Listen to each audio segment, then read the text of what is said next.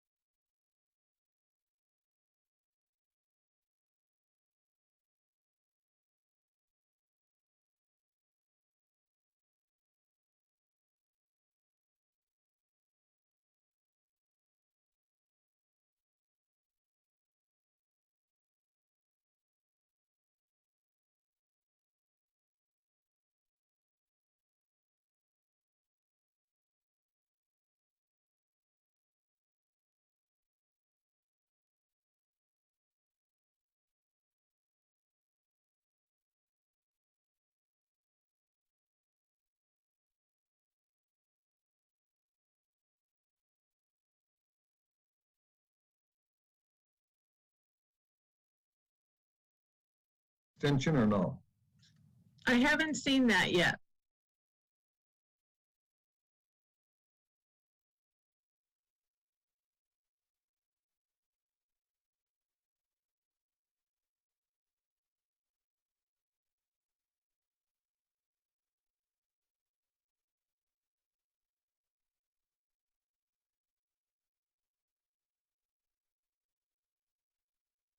And then there's things that we've been doing since with the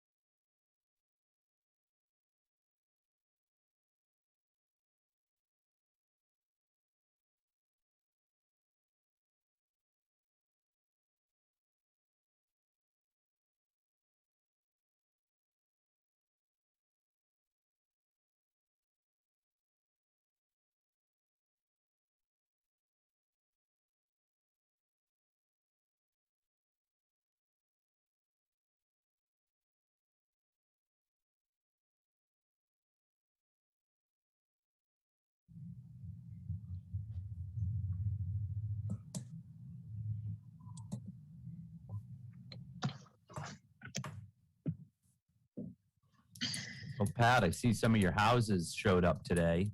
Yes, they're gonna set them tomorrow. Good. It's the second house. They're all gonna come together. It's starting to look better down there. It's getting there, you know. Oh, we got a landscape that's set. Right now, it looks like a war zone. You know?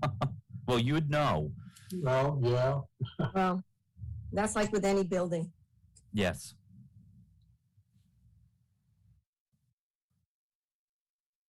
Good evening. I would like to call the Board of Selectmen meeting to order, June 24th at 6 o'clock.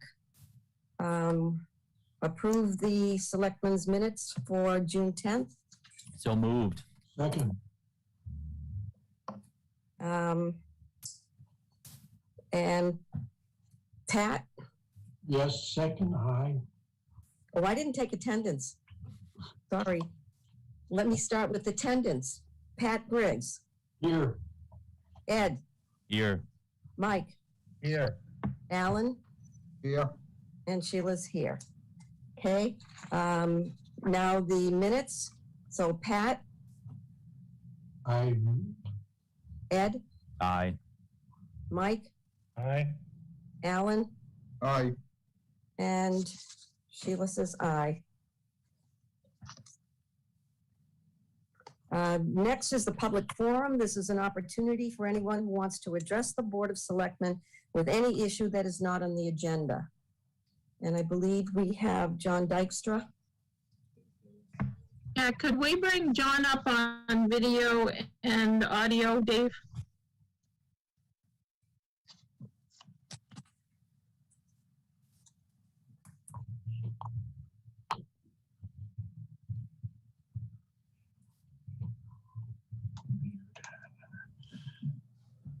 Hi, folks. Thank you. On behalf of the Solid Waste and Recycling Committee, I'd like, please just to take a minute to make an announcement of the education event we have coming up this Saturday. It's going to be from 9 to 2 o'clock, located at the Parks and Rec building, just adjacent to Consolidated School. As in January, we will be giving away free bins. We have 200 bins for the first 200 families. It is in cooperation with EcoMaine. We hope to have some, we will have some events for children to learn more about recycling, as well as for us adults to learn more about recycling. So just a shout out for our recycling event. Again, this Saturday, Consolidated School, 9 a.m. to 2 p.m. Be there early, get a free bin. There'll also be additional bins available for $10 a piece. We're doing pretty good on our recycling. This is an opportunity just to learn some more and to get some enthusiasm behind keeping the contamination out of the street. So thank you very much. Any questions, obviously, but thanks. John, do you just want to give people a visual of the event? Because this won't be a drive-through event like January. No, thank you. Yeah, it will be a park and come by and look at the booths. We'll have several booths. Some other town committees will be there as well. Again, there's an educational kind of a fun activity for children. It's going to be great weather. It's going to be cool morning. So come on by. We have the 200 bins. You'll park at the Consolidated School parking.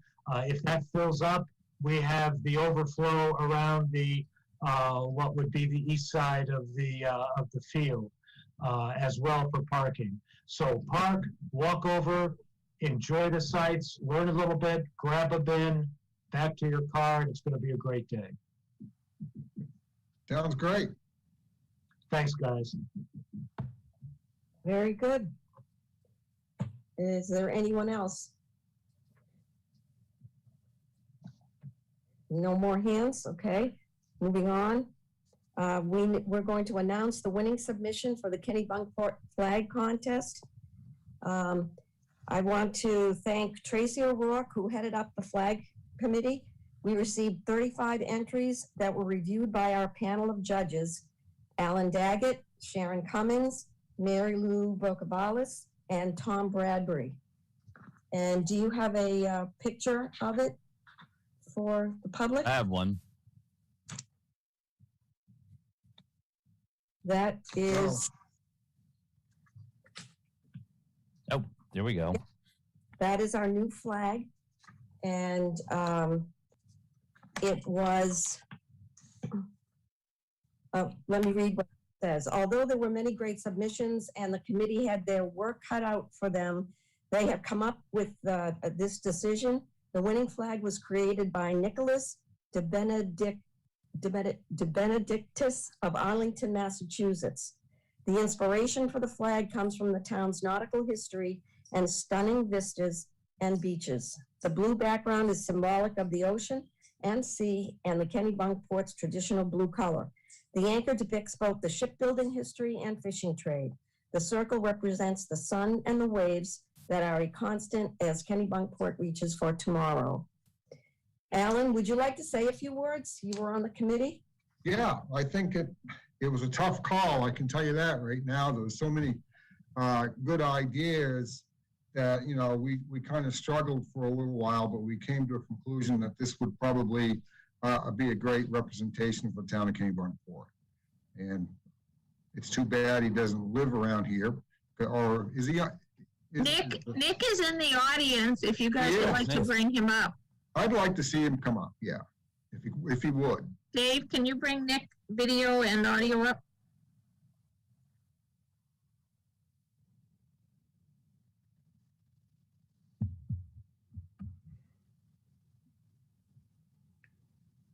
Hello, I'm the one who designed this flag.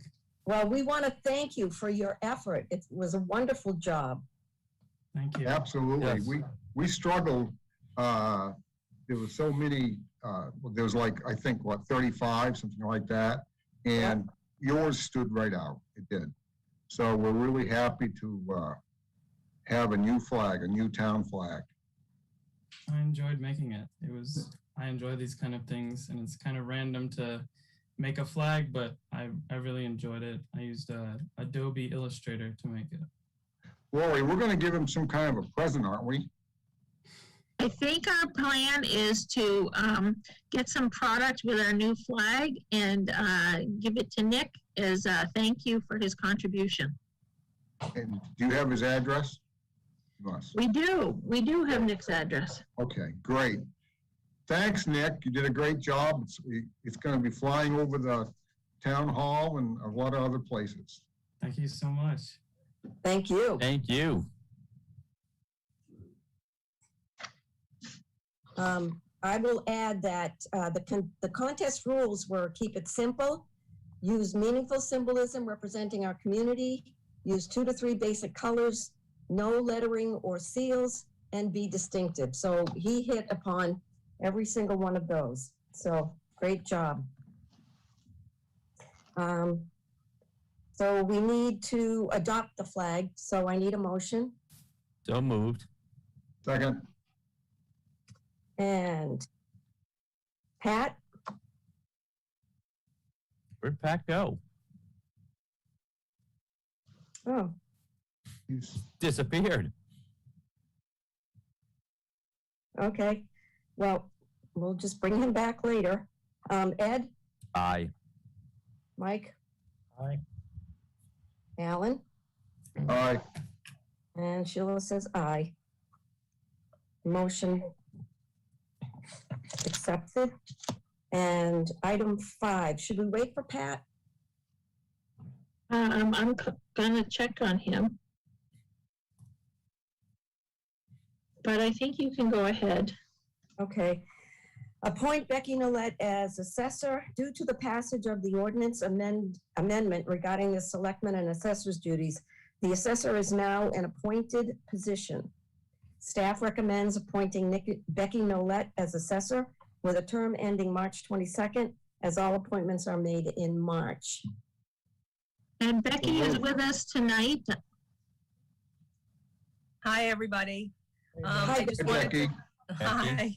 I just wanted to thank you guys for all of your support in the past years that I've done the agent stuff, and I look forward to continuing to work with you guys in the future. And I appreciate the support of the board, Lori, Werner, and pretty much everybody in town hall. Well, we We're appreciate glad that you accepted the position. Thank you. We have a few more if you'd like them. And I think this one's going to be keep me busy enough, especially next year with the Oh, yeah. the statistical update. I think I'll be busy enough. that's for sure. Yeah. Okay, do I have a Motion. I would like to move that we appoint Becky Nolet as the town's assessor. Second, And Pat's not here. Ed, Aye. Mike Weston, Aye. Alan, aye. and Sheila says aye. Congratulations, Becky. It's official. Thank you. Thank you. Thank you, Becky. Thank you. Have a good night. Thanks, you too. Item 6, discussion and authorization of solar agreement. Laurie, do you want to take this one? Yes. I also want to tell you that there's internet issues near Pat's house. And his cell phone's down and the TV is, and so he said go on without him. So in the audience, we have SMPDC Karina Grader. And can you bring her up audio and visual, Dave?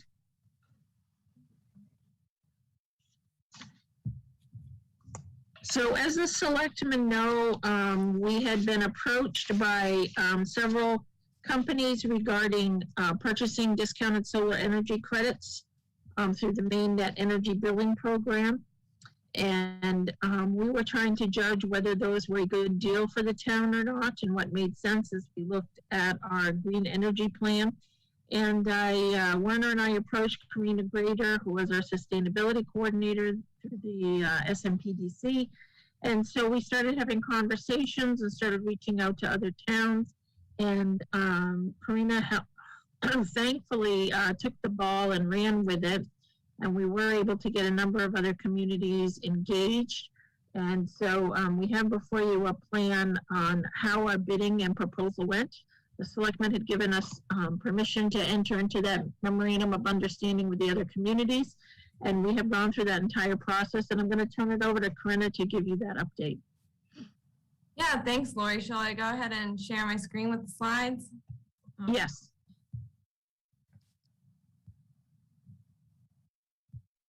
All right, so let me just get it over. Oops. It always covers it up at first. Okay. All right, so it's good to be with you all again, and thank you for having me.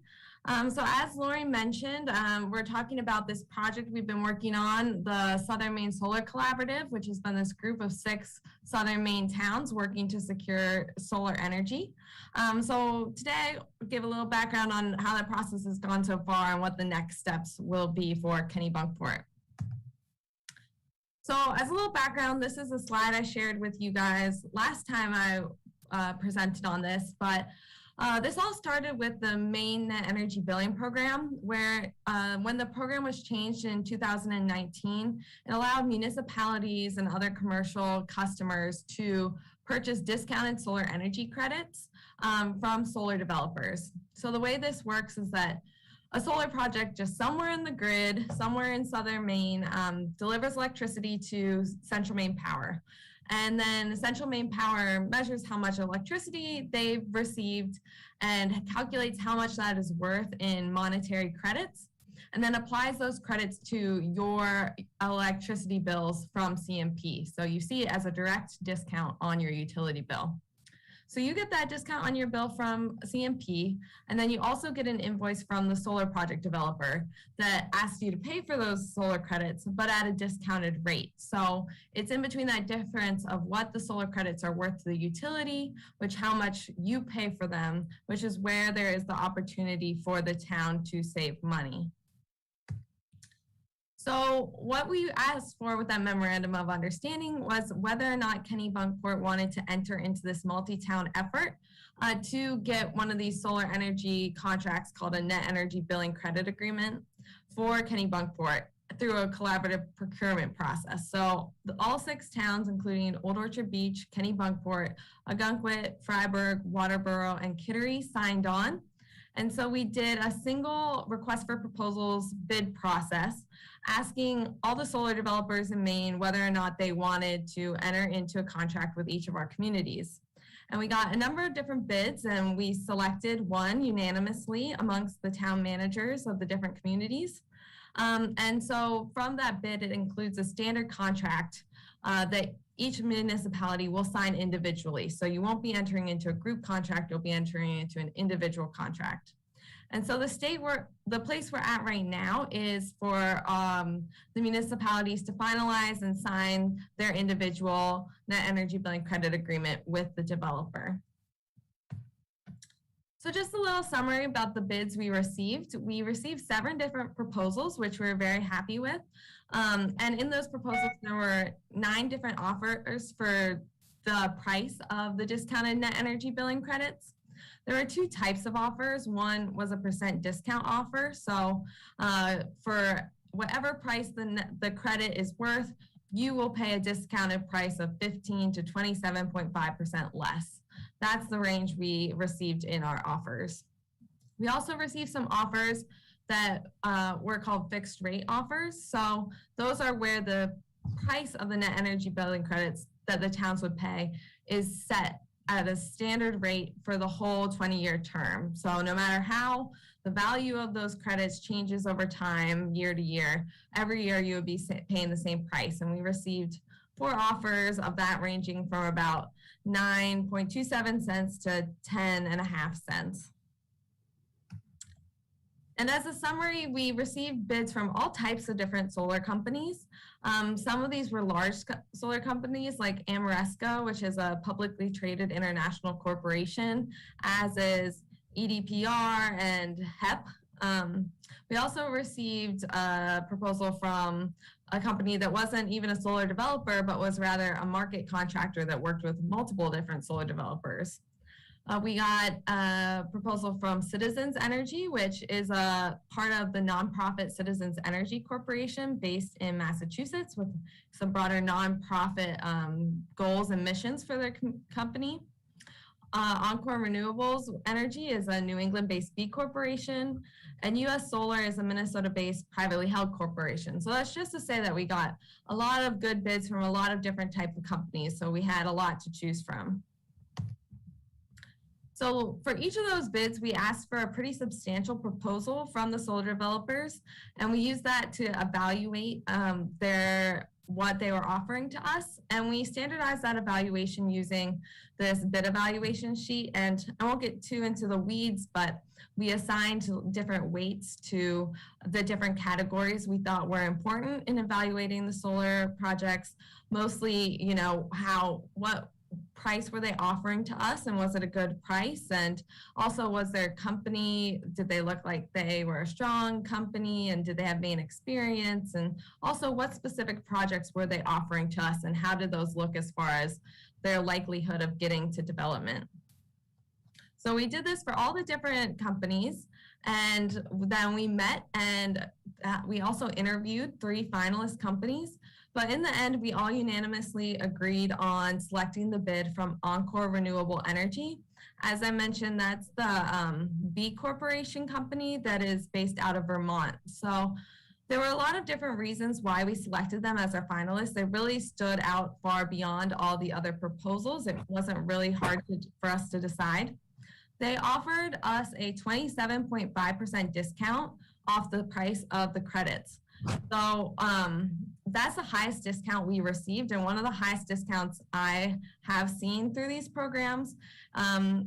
When companies were first reaching out to Kennebunkport way back last fall, they were offering Kennebunkport discounts of about 15%. So this is substantially better.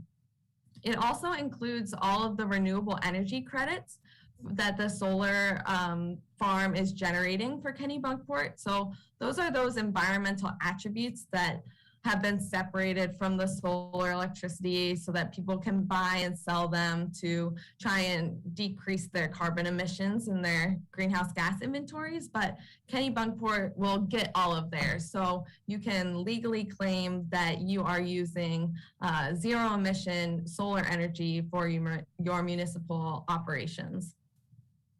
The energy will come from 2 solar farms in Athens, Maine. They're actually right down the road from each other. Athens is kind of in the Skowhegan area, so it's pretty far from Kennebunkport, but still on the Central Maine power grid. And what was really important is that these solar farms were the farthest along in the development pipeline that we saw, and they weren't subject to any costly interconnection reviews or studies like you might have seen on the news the past few months about, you know, CMP asking solar developers to pay a lot of upgrade costs. These projects already have their interconnection agreements in place, so they were ready to go on that, and will be the soonest to be complete of all the proposals we saw. And of course, we thought it was great that they were a New England company with Maine experience, including towns like Cape Elizabeth and Augusta, as well as the different municipalities participating in the CES Solar Consortium. So we were able to get references from multiple Maine communities, and all their experiences with Encore were positive.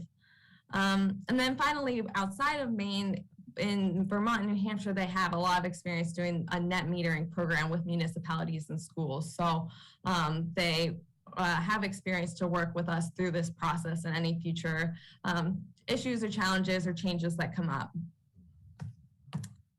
So what does this all mean for Kennebunkport?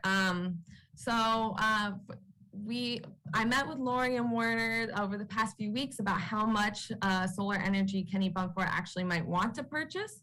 And we agreed upon Kennebunkport potentially being interested in purchasing 86% of its electricity for solar credits.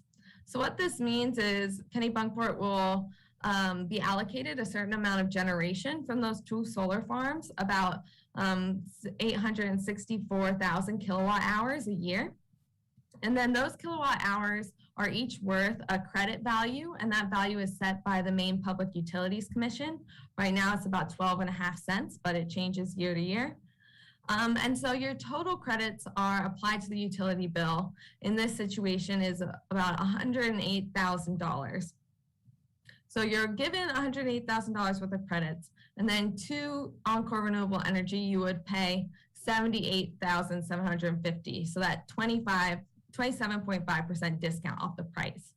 So your savings each year is the difference between the total credits applied and the credit price. So about $29,870 per year. And then over the course of this 20-year contract, you get savings every year, and that adds up to almost $600,000 over the course of the contract of savings from participating in this solar agreement. Wow. Yeah, so to Great. describe, oh, go ahead. No, that's just plain great. Yeah, it's really a really great offer. So that contract I keep referencing is the Net Energy Billing Credit Agreement, or the NEBCA. And these are just some general terms from the contract. It is a 20-year contract, so it is long-term between the town and Encore Renewable Energy. So like I said, it's just you and Encore. And it states that the town will receive the 27.5% discount every year with the renewable energy credits included at that price. And then there's some terms for early termination, specifically, if the project doesn't come to fruition. So if the solar projects are not completed in a timely fashion, if the projects fail to produce enough electricity from year to year, or if the town is not able to appropriate the funds for the municipal operation solar energy credits. Those are ways that the town can begin early termination of the project. And then also it clarifies in the contract that if Encore were to sell the project, which they stated they weren't interested in doing, but you never know, Encore, the contracts would transfer in full to the new owner of the solar development. So you would not lose your discount or the other contract terms.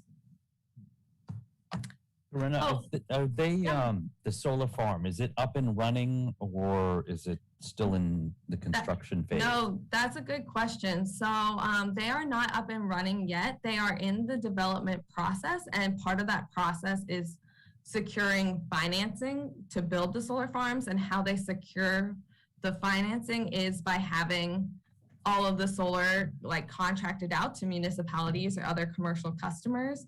So at this stage, they have their agreements signed, they have the solar farms designed, the land is leased. They are working, I believe they have most of their local permits in place. So they're in that process. So the timeline they gave to us is that development if everything went to plan, the construction would happen this fall and winter, and hopefully the solar farms will be running by the end of this year or the early next year, 2022. So when you talk about financing, they are financing the project themselves through public and or private financing, but we are not financing it directly.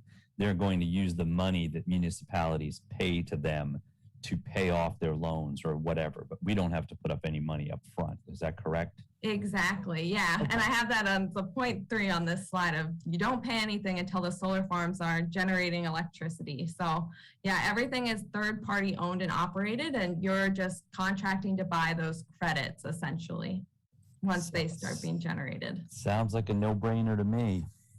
Yeah, thanks. Yeah, so those next steps are we have received a standard contract template from Encore Renewable Energy, and we had SMPDC's legal counsel review it and sent it back to them, and we just have a few more comments back and forth. But once that contract template is finalized, Kennebunkport can move ahead to finalize that with your specific details and sign it.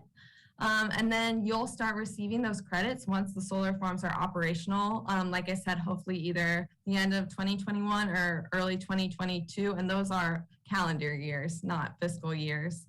You don't pay anything until the solar farms are generating electricity. And then 86% of Kennebunkport's municipal electricity will be from Maine Solar Energy. So it really is, I think when we started this process, we weren't sure exactly, what we were going to get back from the proposals, but we are very happy with this offer and think it is a great opportunity for our municipalities that have taken part. Well, it sounds like you worked very hard on this project. Yeah. I am so impressed with what Yeah. you've done. This is terrific. This is really, we've talked a lot about climate change and, talk is cheap, but what you've done is very concrete here. And I think this, in addition to some of the other smaller things that we have started to do, we can point to something to our residents and our taxpayers and say, this is real right here. Thank you. Oh, thank you. No, that's really nice. I have a question. Mm-hmm. I'd like to know if for clarity's sakes and transparency's sakes, that has anybody who you are working with on this project received an incentive or a salary from Encore? Good question. No, we have not. We are not receiving anything from any solar developer on this project. Okay, thank you. Great question, Mike. I would just like to say people throw around the term, this is a win-win. And this particular project to me is a win-win-win-win. And it really would not have moved along at this pace without the help from Corinna. And the ability to pool our resources with other municipalities in our region to really be a more attractive partner for these proposals. And so I think this has just been an excellent use of Corinna's time, and it shows the investment we've made in Corinna. We were able to make back any annual funding every year for her position, and it's a great process. Yeah, I agree with you, Lori, and I think that's a huge understatement just to say those things. I mean, this is amazing. Yeah, these kind can get complicated, so you have to put the time in. Very good, very, very good. Corinna, can you just touch on the subject? We had been asked by some residents about whether or not they could purchase into this deal as well. And so for the selectmen's behalf and the public, can you explain that? Yeah, so the net energy billing program does have a program for residential customers, but it cannot be combined on the same solar farms as programs for commercial and industrial customers. So this particular solar farm is just for commercial industrial customers, and residents cannot participate. But there are many other companies that are offering residential community solar projects that there are lists out there, ones they can look into. You say commercial could take advantage of it? I am not exactly sure, like say a business customer, what they could do. I don't believe that they could get in on, the offer that Encore Renewable Energy proposed to us. But I'm happy to reach out and ask about what opportunities are available for business customers. That'd be great. Mhm. Thank you.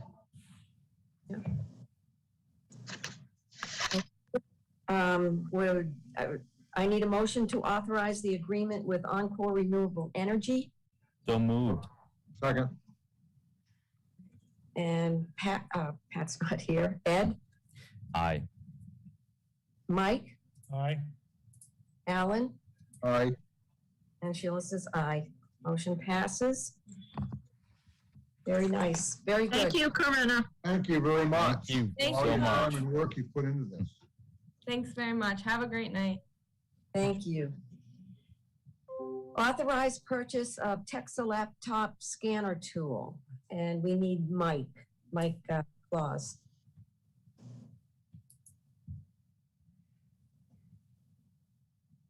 Here you are. Live from the Jersey Shore, Mike Claus. Hello. Rick Bleakney, our new mechanic, comes to us from Cummins Engines up in Scarborough, and he is quite familiar with diagnosing engine issues. And he has used a Texa laptop in the past, and he thinks it would be very useful for us to have that, not only for our trucks at highway, but for fire trucks and all and police vehicles too. This really, and also our backhoe and our loader, and we can also, wastewater's loader would also be accessible. He can use this computer to diagnose, get into codes and actually get the manufacturer's solution recommendations for these codes. So it's a pretty comprehensive plan that he would have for it. We went out and got 3 prices for it. The low price for the actual computer, we don't want to go with that because their service, there's going to be an annual service charge on this for technical support and to update all the code information from all the manufacturers. The first year that is free and included in all 3 prices. But beyond that, we'll be paying a yearly fee. So we looked at the overall cost with another supplier with a lower cost on the technical support. And Rick has worked with them in the past. He's very confident of their technical support, thinks it's very good. So that's how I went with that. I'll just say Rick told me he thinks he's going to save the town a lot of money with this. Well, possibly not if nothing ever goes wrong with any of our trucks. But given the history we've had with diesel emissions and diagnosing issues with that, and the cost we've had to do that, I think we're going to see a payback on this pretty quick. So I have a question for you. So on this package that they're going to buy in the laptop and everything else, the $12,775, does that include all the technical makeup of, say, like we have different vehicles, different makes and models. So I know that Caterpillar has a package, and I know that PACCAR has a package, a different package. Do we have to buy the different packages, or does that come with all this? Is that all included? So the first year is free, so we don't pay the $12,000 the first year. But that package, what they do is they aggregate all the ones that you talk about, and they've got a whole list of them. And Rick has been through the list, and everything we've got for fire department, public works, police, fire code, everything we've got. The smaller vehicles are a lot easier to get. Those are not nearly as expensive to get. But he's got, I think we are fully covered for engines and transmission codes and exhaust codes. Any code you get for any vehicle that we have in our fleet, he will be able to access. Okay, I was just curious about that. Thank Sounds you. like, I think it's a wise investment. Thank you. Any more conversation? Okay, I need to authorize the purchase of software and equipment from Diesel Laptops for $12,775. So moved. Second. And Ed, Aye. Mike, Aye. Alan, Aye. and Sheila says aye. Motion passes. Very good, Mike. Thank you. Do you guys want to deal with number 9 while Mike is up? Sure. And then he can enjoy his vacation? Yes. Yeah. I enjoy the meeting, come on. You're free to stay, Mike. All right. All right, item 9, discussion and authorization of a truck bid. For the past 2 years, we've been planning on replacing our tandem axle. We went through 2 town meetings and split the cost half and half. That last one half has been approved, was approved at town meeting. So we had gotten bids. Those bids came in right after town meeting, and unfortunately they came in under bid. So we have a number of, everybody who bid under. So we evaluated the bids, and we like several of the new trucks. We can make a recommendation on those. But an issue came up this spring.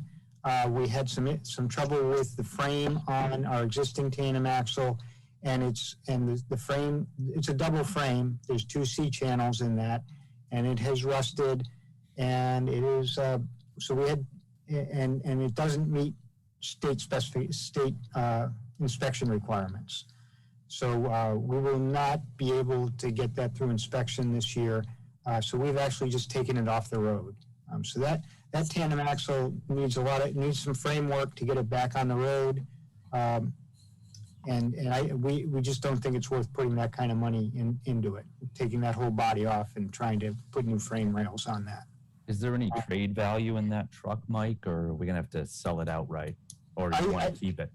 I think we're going to end up going to auction with it. Okay. We're going to see what we can get for it. I think that'll be the true market value for it. Fair enough. Is there a problem with the frame? Yeah, it's just rust. It looks like from the amount of separation that it's probably that frame rail is probably cracking on the inside. If you took it apart, you'd see that. But what the state inspectors look for is the amount of separation between the 2 rails and whether they're still in alignment. And since they aren't, that's where it doesn't pass inspection. And we've had a couple mechanics look at it. Roger Tasherow came down, looked at it. We had and 2 outside mechanics came down. Well, we've had it for 17 years. It's done a great job. It has paid for itself, I think. Certainly, yeah. That's a long life for a truck. Especially doing what that truck does. Yeah. So we checked with all the truck dealers in Maine that we generally deal with, and they did not have any demo trucks out, tandem axle demo trucks out. They have some single axle demo trucks, but no tandem axle demo trucks. Viking Civies, who's one of the body suppliers we talked to, had actually done some work for Advantage Truck Group out of New Hampshire.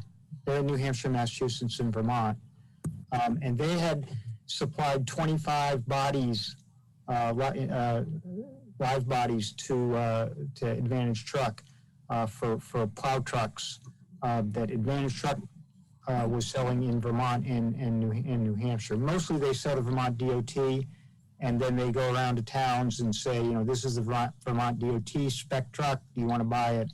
And a lot of Vermont towns just buy off that Vermont spec. And they had one truck left, one 2021 truck left. And so we went down to Seabrook and looked at it, Rick Bleakney and Rick Merrill, and I did. And it's a very good plow truck. They test drove it. It turns very well, has good power, and very good visibility. And essentially the plow equipment on that is essentially what we've got on the tandem axle now. The last 2 bodies we bought for our single axles were from Viking Civies, and this is the same body that we've got on our last two single axle trucks, just bigger. Well, I think you're gonna like the Western Star, because I don't think we've ever had a Western Star, but we've had mainly internationals. But I think that you're gonna like the Western Star. It'll be a, whoever gets it, whoever drives it will be happy with it. Ricky Mel's in the audience, and he said if anybody else doesn't want it, he'll be glad to take that route. He was impressed, and you all know Ricky. He is not easily impressed. He's a Mainer who looks at things careful. Rick Bleakney is a Cummins fan, and he's got to live with the Detroit diesel. He says he'll do that. I think you could say to any mechanic which is your favorite engine, and he just did not like certain of the international engines that are out there. He's seen some issues with that, but we can certainly the Detroit diesel has all the power we need and torque we need, and it's a good engine. It's just not the one we expect. So we'd like to go with the Advantage Truck Group demo truck that we can get now, and it will save us a little money, I think. What's the warranty on the Western Star? So it has about 3,000 miles and 75 hours. It's still classified as a new truck under federal requirements. They have to extend the truck warranty that they offer for new trucks beyond the 3,000 and the 75 hours. So whatever hours and mileage that when it comes to the shop and we sign the papers, that mileage will be on the paperwork for the warranty that goes back to Western Star. So they will honor it from those hours and from that mileage for the full warranty. So how long is the warranty? It's 5 years on the truck and 10 years on 5 years on the engine and 10 years on the emissions side. Is there an upper limit on the hours, or just goes by years? That goes by years. I believe we're looking at federal motor carrier regulations that govern that. Now, it must be pretty good if they'll guarantee it for 5 years. Well, it's warranted. So. Yeah, well, warranted. Hey, I had a crankshaft break in 4 years on a brand new John Deere, so they paid for it, but they didn't want to. But as I say, Rick has worked for Cummins. He knows full well the warrant how warranties work. So I think it's very good to have him with his experience. Yeah. It sounds like you were lucky to find this truck, Mike. Yeah. Sometimes I do. I count myself lucky. My job and sometimes finding a truck. Yeah. Well, I would like to make a motion that we purchase the 2021 Western Star 4700 Sierra Foxtrot truck with all the equipment for $195,700. Second. And welcome back, Pat. Hi. Oh, Pat. Hey. Hi, Pat. Yeah, I'm back. Okay. I'm back. So I'm taking the vote. Pat, Hi. Ed, Aye. Mike, Aye. Alan. Aye. Jill says aye. Motion passes. Good luck with your new truck. We hope so too. Thank you. Thank you, So Mike. one question, is it color, what's the color, white? It's red, like my old truck. I never should have gotten a white pickup. It matches old number 10. So Okay. I like that. That's great. All Thank you, Mike. Thank you. Bye. All right, we'll go back to number 8. Consider recommendations from the Goose Rock Beach Advisory Committee. 2 categories: storage of at Dinghy Point and permitting of fires on the beach. And we have Kate Bauer Burke, Chair of the Goose Rock Beach Committee. Hello, everybody. There were 2 issues that you essentially placed before us. The first being the Dinghy Point issue. There were some indications by people abutting there that there was a problem about storage of watercraft as well as beach equipment. So let me take those two things separately because as we looked at the existing regulation that's in place, it seemed like there was two very different issues. With regard to stuff like beach equipment, chairs, umbrellas, toys, I don't know, anything other than watercraft, we felt like we already have in place under the beach use ordinance sufficient. Oh, sorry, start my video, pardon me. Okay, starting the video. I was not very technologically oriented. Okay, but you heard what I said anyway. So as far as beach equipment, there is already a prohibition in the beach use ordinance against storage of any overnight storage of beach equipment. So we feel like we don't think there's necessarily any action that needs to be taken by either us or by you all as the selectmen, that it's simply a matter of the prohibition is there. It's also included in the brochure that's sent out so people are aware of it, people who are coming to the beach. It's simply a matter of enforcement. Obviously that's up to the police department as to how they want to enforce that. I think they're at least tagging things. Is that correct, Lori? Yeah.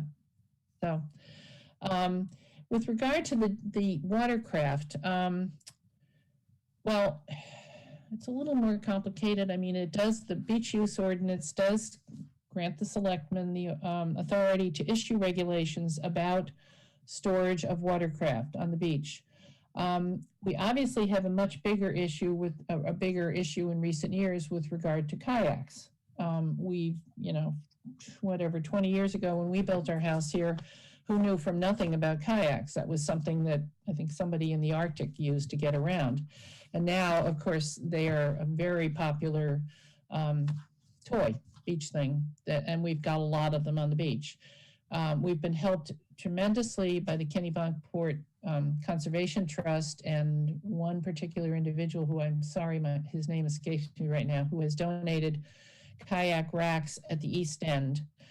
And they've been reinstalled. They were first put in last year. They've been reinstalled this summer because it made a big difference last year in people storing their kayaks attached to those racks and in a horizontal position to the water. So it took up as little impact on the beach while still having, we probably had 8 or 10 kayaks on each of those storage, and we have quite a few of them in place this year.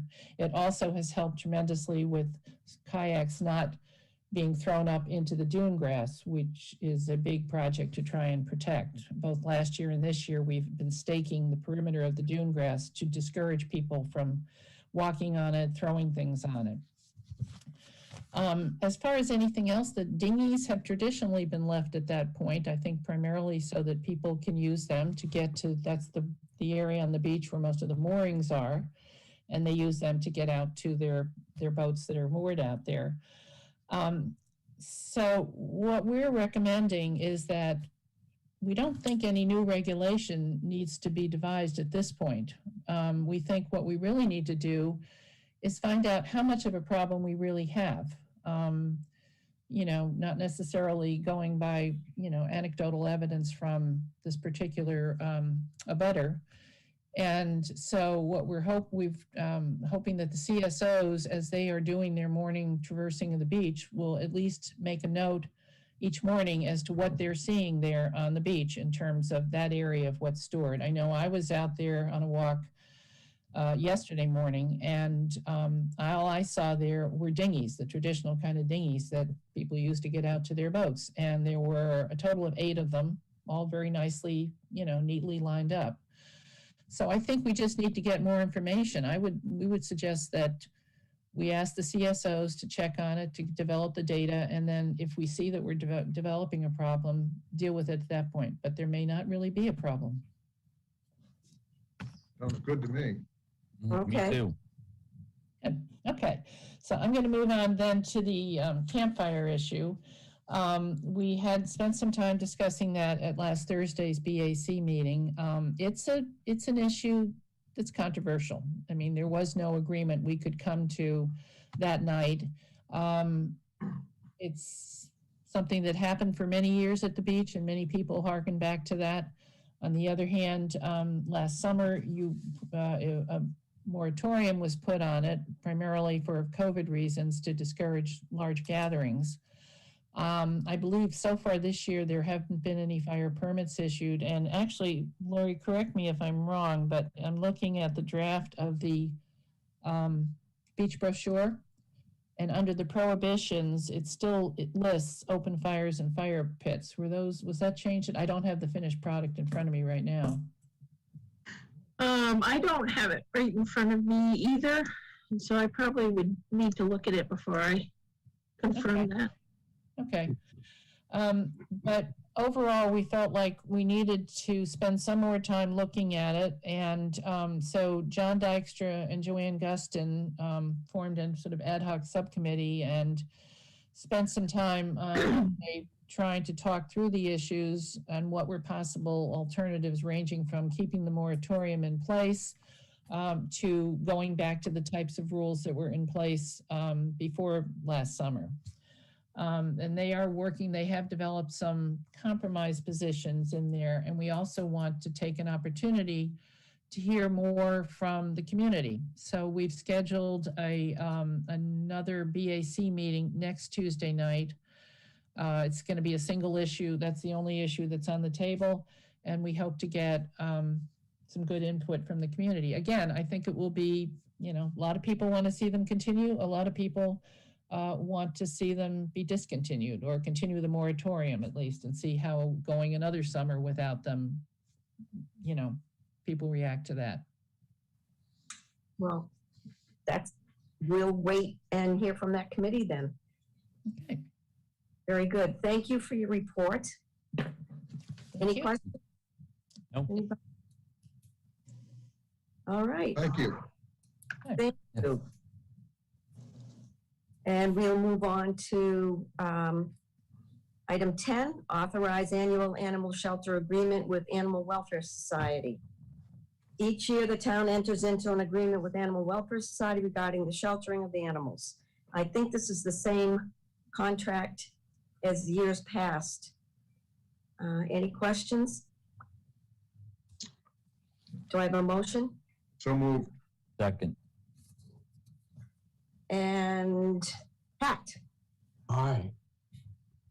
Ed, Aye. Mike?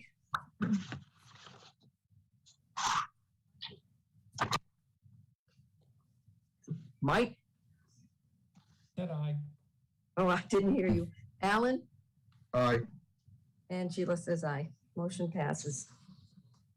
Item 11, discussion of the American Rescue Plan. Lori? In your packet, I put what I tried to make a short memo in regards to the American Rescue Plan. In response to the pandemic, the federal government has allotted funding to go for a variety of uses. One of those is they've established the Coronavirus State Fiscal Recovery Fund and Coronavirus Local Fiscal Recovery Fund. Those funds have started to be distributed by the but not the IRS, by the Treasury Department, and they will be giving out half of the funds in 2021 and the other half in 2022. The state of Maine is slated to receive about $997 million in funds. York County will be receiving about $40 million in funds. And right now, the estimates for Kennebunkport, although the state needs to finalize those numbers, is about $363,000 in funds, or about $180,000 a year. These funds need to be used in certain areas that the federal government approves of, and I've put those in your packet, but they basically are there to respond to the COVID-19 public health emergency, its negative economic impacts, to respond to workers performing essential work, public health emergency, premium pay for eligible workers, or by providing grants to eligible employers, that have eligible workers who performed essential work. It's for the provision of government services, for the extent of reduction in revenue because of COVID-19. And it's to make necessary investments in water, sewer, or broadband infrastructure. As those are the general categories, and there is a frequently asked question document that is getting updated pretty much on a weekly basis right now. The Treasury has determined what the interim rules are, and they are gathering comment on those, and I believe those will be finalized by mid-July. We do need to obligate the funds by December 31st, 2024, and all funds must be expended by December 31st, 2026. I want the selectmen to be thinking about the best way to use these funds. These are one-time funds. They are not ongoing. We will be audited. We will be required to get a simple audit and verify to the federal government that we have met the criteria necessary. I am working with both the county and the state of Maine and our state rep, Tracy Gear, on ways in which that we may be able to leverage these funds with the county and state to accomplish more. And, both the county and state are, I think, putting together their plans on how they will spend the funds. Okay. Sounds like a great opportunity to do something with the money. Yeah, the project that we're doing for the police department, fire department, for their radios, would that fall into infrastructure? Right now, they're looking at water, sewer, and broadband in particular. So like we couldn't do roads, radio tower, public health response, unless we could tie it to the pandemic. I'd say right now, I don't think that qualifies. But I'd say those are all good questions. Well, the sewer actually does qualify, it sounds like to me. Sewer seems like as a general category, sewer would qualify for many investments. Yeah. And I'd say we're waiting for those final rules to come out to best understand it. But yeah, if you guys have ideas or thoughts, if the community does, let me know, and we will try to put a list together of our suggestions to bring back to the board. We won't have any problem spending the money, that's for sure. No. So long as they let us spend it where we like, Alan, Yeah. Well, within reason. be aware of what we can and cannot do. Yeah. There's no vote on this, right? We can No. just, I just wanted to update you and make you aware. great. Item 11, discussion of the American that's We it. did right? that one. Sorry. And 12, set meeting to sign the treasurer's warrant on June 30th. You're already in my calendar. Do you want to explain, Lori, about the closing? So we have fiscal year end on June 30th. And if we have a treasurer's warrant on June 30th, we can capture any other invoices we've received between today and then. And what that really does is it helps finance, because otherwise that invoice has to be entered 3 times once we change fiscal years and close.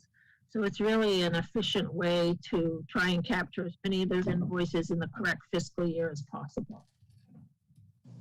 I'll make a motion to go ahead and set the Board of Selectmen's meeting June 30th, 2021 at 9 a.m. Second. Okay, Pat, Aye. Ed, Aye. Mike, Aye. Alan, Aye. and Sheila says aye. Motion passes. Is that a Zoom meeting? And I would say we could do it in person or Zoom. It's up to you. I'm okay with in person. if we do it in person, then we can sign everything. Are you gonna have enough people? Because I may not be able to make it. I may be working. We just need 3. Okay. I'm coming in. I can be there. I'll be there. Yeah. No If problem. I'm on land, I'll be there. Okay, sounds good. Discussion of summer meeting schedule.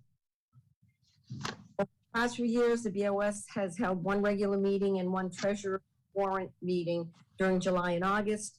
This would mean our regular meetings would be July 8th and August 12th.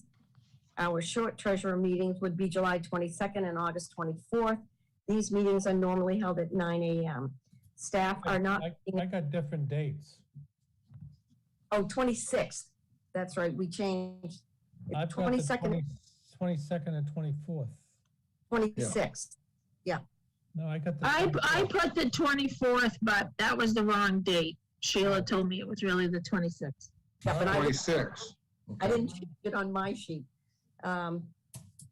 So, 22nd and the 26th then. correct. Okay, Yeah.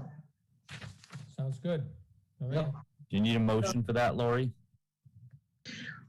If you guys want to, we're not proposing it one way or the other. We're just checking in so we can Okay. plan accordingly. I don't think we need a vote. And 14, other business. Ed, None for me, thank you. Pat, Nothing, thank you. Mike, Oh, nothing. Alan? I just have one thing to say. You did a great job tonight, Sheila, for the first time in a while. Especially on this platform. The last time you were chair was what? 4 or 5 years ago, something like that? Quite a few Yeah. years. Good. Thank Yes, you. did. You're welcome. Hey, I just have a question for you, Alan. When is softball gonna start? People keep asking me around town. I know, I hear you. I've been asked that question many times. I think they're waiting for the grass to come up a little more, aren't they, Lori? Yeah, they were putting the backstop up this week. If you drove by and Nice. saw it, anchor fence out there. So Stephanie asked if we could wait until tomorrow to see how the grass is growing in and make sure the backstop's in. And then we'd make the call for Wednesday of next week. Oh, nice. Okay. Great. And I have They nothing. have done a great job with It that. looks beautiful. They have done, I mean, it's fantastic. We better keep Everybody an eye on them. comments- They'll be down at working for Fenway Park. Great job. Lori, do you I do have other business. Mm. She never had any other business See, with there you me go, when I Sheila. was a You had to chair. ask. Well, Sheila has taken the shackles off my wrists, and now we have other business. So we're going to bring Jamie Mitchell up, and Dave is going to put her on video and audio. So as you know, the short-term rental ordinance passed, and that means the licensing would be in place for January 1st. We are receiving many a call from people asking if they should come down and start to fill out their license. And so we're letting people know that what that process timeline looks like. I did meet with Jamie and Werner, and we set together a process by both to inform those residents as well as how to implement this. So Jamie is head of the implementation team. And so she has a brief overview just to give you a sense of the timeline. Tonight I'm going to share my screen because we are looking to bring back the software proposal to you at your July 8th meeting in order to move forward. Does anybody have any questions before I share my screen? Or?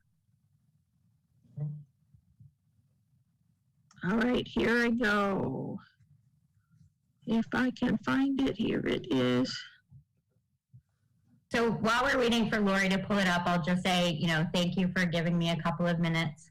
I wanted to surprise you guys with the, exciting timeline of what we have planned. Warner and I met with Granicus Host Compliance last Tuesday. I got a chance to really kind of go into the weeds on the program, and from my point of view, it's an incredible program. There's a lot of great information that I think you guys as decision makers will find extremely helpful. A lot of tracking information. And so as we were going through that meeting, we kind of developed this timeline. So as you can see, June 8th, we have that the ordinance passed at the election. It is our hope that we will have a contract in sort of final stages so that we can present it to you at the July 8th meeting for you guys to sign off on. Preferably, we'll get it to you ahead of time so that if you have questions. And then if we can sign that contract with them and get it over to them July 9th, the guidance that they gave us is it takes about a week for, to line up all the ducks and say, all right, here, they will assign us what they call a customer success agent, which just sounds really positive and inviting. And that person is really going to work with us through the whole process, answer questions, troubleshoot, make sure that we're on track for what our needs are, and that the program encompasses all the things that we're requiring and requesting of it. After we have that kind of kickoff meeting, it takes approximately 4 to 6 weeks for them to do what is called an address identification process.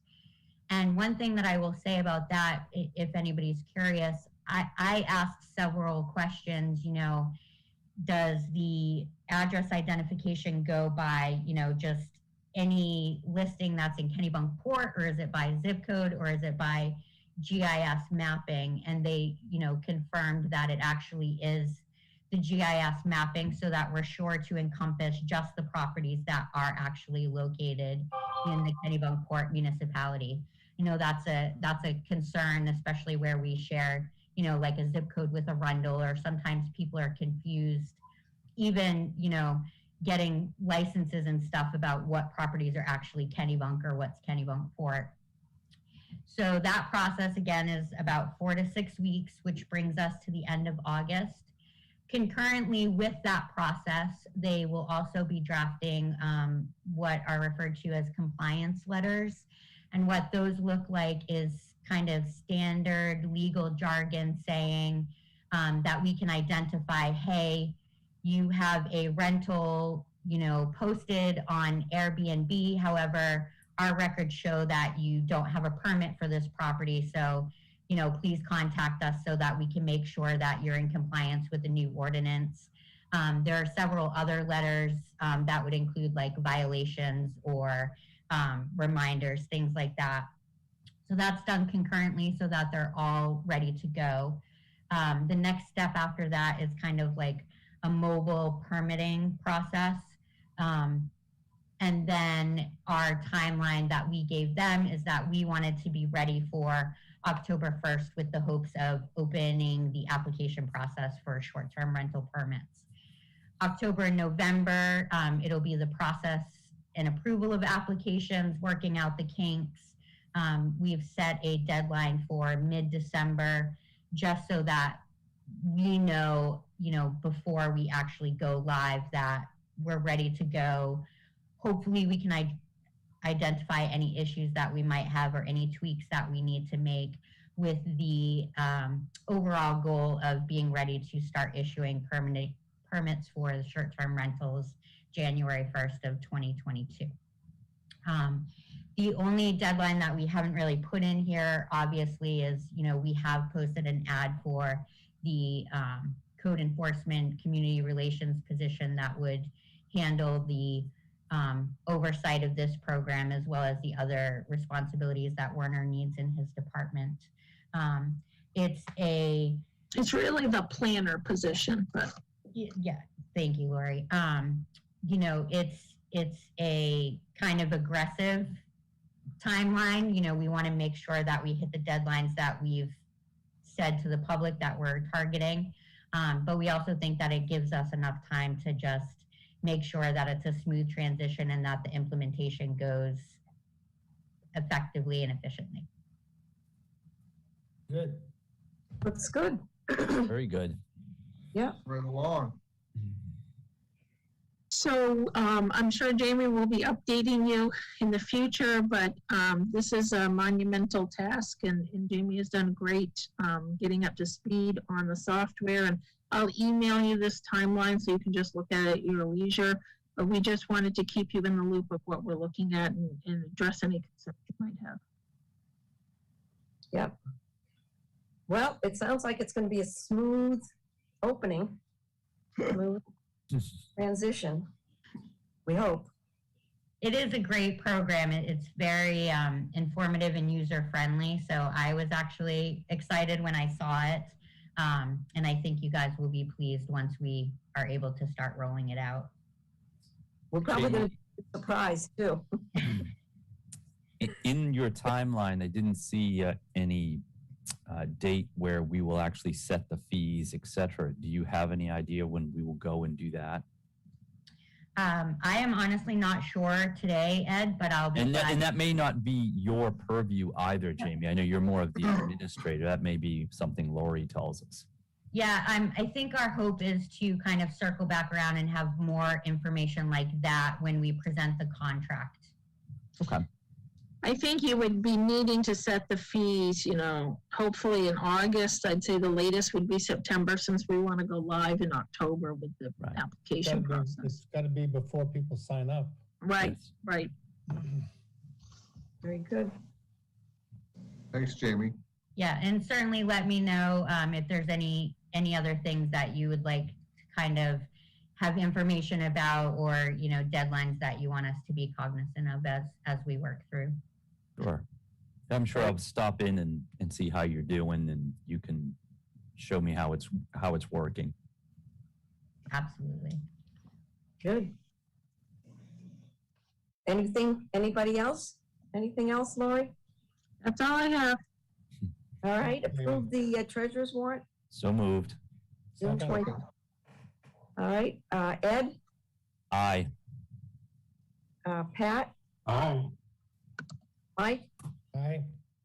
Alan, Aye. Angela says aye.